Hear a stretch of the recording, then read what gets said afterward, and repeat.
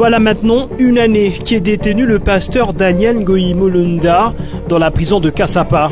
Une année loin de sa cathédrale de l'église nouvelle méthodiste, où ses fidèles et copasteurs n'en peuvent plus de le savoir, selon eux, injustement incarcéré. Nous, pasteurs et membres de la nouvelle église méthodiste, devant l'opinion tant nationale qu'internationale, dénonçons vigoureusement et avec indignation l'atteinte faite à la liberté de notre surintendant général et le représentant légal de la nouvelle église méthodiste, le pasteur Dr Daniel Ngoyi Mulunda Nyanga, président de l'ANEM. Le dit événement s'est déroulé en date du 18 janvier 2021 vers 17h30 à son domicile avec violence qui détruit sa maison et dénudation d'un membre.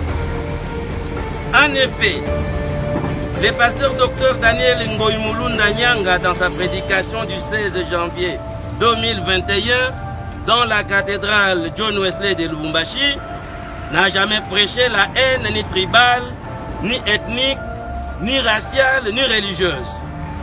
Bien au contraire, en sa qualité de serviteur de Dieu, il a accompli la mission prophétique du serviteur de Dieu. Le pasteur Mulunda a été incarcéré à cause de cette prêche lors du 20e anniversaire de la mort de Mouzé Laurent Désiré Kabila. L'objet de sa prédication de ce 16 janvier 2021 était axé principalement sur un message du vivre ensemble dans le Katanga, dans le respect mutuel, une condition pour le pasteur Ngoyi Mulunda, du vivre ensemble dans la paix et la cohabitation fraternelle. Lui-même déclare avoir été arrêté pour avoir demandé le respect des Katangais et particulièrement de son leader Joseph Kabila.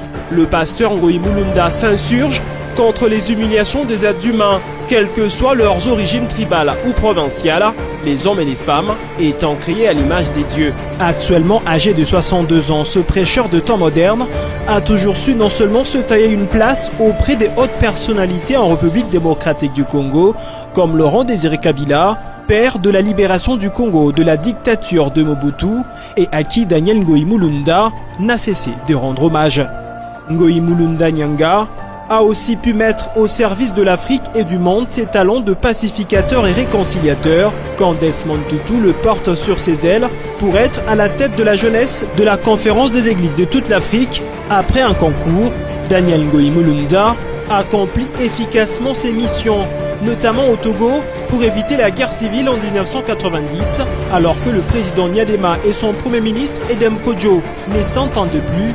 Au Libéria, en Afrique du Sud, la même détermination pour la paix à tout prix se laisse lire, notamment pour enterrer la hache de guerre entre le parti Zulu Linkata des Buthelezi et l'ANC de Nelson Mandela. Toujours dans les années 90, avec son franc-parler sous l'ère Mobutu, au département de jeunes lors de la 4e assemblée des jeunes et étudiants de toute l'Afrique, organisée à Kinshasa, contre le régime Mobutu, il a fait savoir son opinion sur le manque de tolérance. Nos dirigeants qui violent les droits de l'homme selon leur propre volonté, nous nous réunissons à une époque où les libertés intellectuelles et académiques sont des plus contrôlées. Là où la violence dans les universités, la mort des étudiants, la réponse à la réclamation des étudiants, c'est seulement les balles. Nous avons la triste histoire de l'université de Lubumbashi. Des propos qui lui ont coûté l'exil. Son plus grand combat pour la paix, c'est en RDC qu'il l'a mené, en participant d'abord à la mise en place de la formule 1+4, mais aussi et surtout principalement avec le PAREC, le programme écuménique de paix pour la transformation des conflits et la réconciliation en 2005. Par ce programme, au Nord Katanga, c'est 9510 armes qui sont récupérées. À Kinshasa, c'est 12 080 armes de guerre qui sont récoltées. Au Nord Kivu, c'est 8547 armes de main de civils qui ont été récupérées par l'opération Armes contre vélo ou Armes contre $100. Le PAREC, un programme qui a participé largement à la pacification de beaucoup de zones de conflit en République démocratique du Congo. Ce pasteur multidiplômé, possédant notamment une maîtrise en théologie pour son travail sur l'éthique politique et chrétienne, avec un accent particulier sur la relation Église et État. Daniel Ngoï Mulunda reste dans le cœur de plusieurs. La preuve, au-delà de ses fidèles, en prison, plusieurs lui rendent visite. Ce pasteur méthodiste au franc-parler partage désormais son combat pour la paix, même incarcéré, à l'image de Nelson Mandela, Desmond Tutu, Patrice Emery Lumumba et Laurent Désiré Kabila, des figures panafricaines emblématiques.